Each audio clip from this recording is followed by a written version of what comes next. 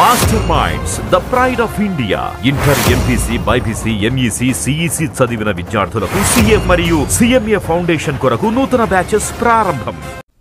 గత ప్రభుత్వ హయాంలో అసెంబ్లీలో దూషణలు ఉండేవని చంద్రబాబు అన్నారు. అసెంబ్లీని వ్యక్తిగత దూషణలకు వేదిక చేశారని వ్యాఖ్యానించారు. తన గురించి, తన కుటుంబం గురించి కూడా అసెంబ్లీలో ఇష్టానుసారంగా మాట్లాడారని గుర్తు చేసుకున్నారు. సీనియర్ ఎమ్మెల్యేలను కూడా బాధపెట్టారన్న చంద్రబాబు ఇదే అసెంబ్లీలో ఎన్నోసార్లు బాధపడిన సందర్భాలున్నాయని చెప్పారు. ఇకపై అలా కాకుండా అసెంబ్లీని హుందాగా నడిపించాలన్నారు. ప్రతిపక్షం లేకపోయినా ప్రజల సమస్యల పరిష్కారమే అజెండాగా అసెంబ్లీ నడవాలన్నారు.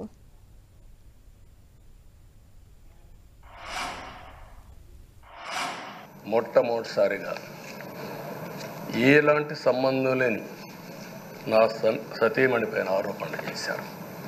ఆ ఒక్కరిపైన కాదు, ఈ రాష్ట్రంలో ఆడపడుచులందరిపైన, గౌరవంగా బ్రతికే ఆడబిడ్డలందరినీ అవమానం చేయడం, సోషల్ మీడియాలో పెట్టడం, క్యారెక్టర్ అసాసినేషన్ చేయడం, ఇలాంటి చాలా సంఘటనలు జరిగాయి. దానికి పరాకాష్ఠగా మరో శాసనసభ్యులు కానీ, కొంతమంది అయితే భవానీ శాసన సభలో సభ్యురాలుగా ఉండి ఎన్నో పోస్టింగ్స్ పెట్టే పరిస్థితికి వచ్చారు. అలాంటి సంఘటనలు చూసిన తర్వాత ఫస్ట్ టైం నా జీవితంలో ఆడబిడ్డల కోసరం ఇలాంటి హననాన్ని చేశారని బాధపడుతూ కంటతడి పెట్టాను. ఆ రోజే అనుకున్నా, ఇలాంటి పార్టీ ఈ రాష్ట్రానికి అరిష్టం, ఇలాంటి వ్యక్తిత్వం ఉండకూడదు. మళ్ళీ ఈ రాష్ట్రాన్ని గౌరవ సభ చేసి హోందాగా నడిపించే వరకు నేను పనిచేస్తానని చెప్పి ఒక శపథం చేశాను. ఆ శపథం ప్రకారమే ప్రజలు గెలిపించారు, వచ్చాను. గడిచిన 5 సంవత్సరాలు శాసనసభ అంటే చాలా భిన్నంగా నడిచింది. ఎంతో పవిత్రమైన శాసనసభను గత ప్రభుత్వం ఒక వికృతమైన పోకడలు, నీచ రాజకీయాలు, వ్యక్తిత్వ హననానికి ఒక వేదికగా చేశారు. ఇదే అసెంబ్లీలో దూషణలు, బూతులు, విక్కరింతలు, కక్ష సాధింపులు, మైకు లేకుండా పోవడం ఒకటి కాదు, చాలా సమస్యలు వచ్చాయి. అదే సమయంలో ఫస్ట్ టైం వచ్చిన ఎమ్మెల్యే బాధ్యతారాహిత్యంగా 6-7 సార్లు గెలిచిన ఎమ్మెల్యేని విక్కరించడం, బూతులు తిట్టడం, చాలా వల్గర్గా ప్రవర్తించే పరిస్థితికి వచ్చారు. ఆ రోజు ప్రభుత్వం యొక్క వైఫల్యాల్ని క్వశ్చన్ చేస్తే వాళ్ళపైన సభలోనే దాడి చేయడం, నీచంగా మాట్లాడడం, వాళ్ళ మనోభావాలు దెబ్బతీయడం, ఇవన్నీ చేసే పరిస్థితికి వచ్చారు.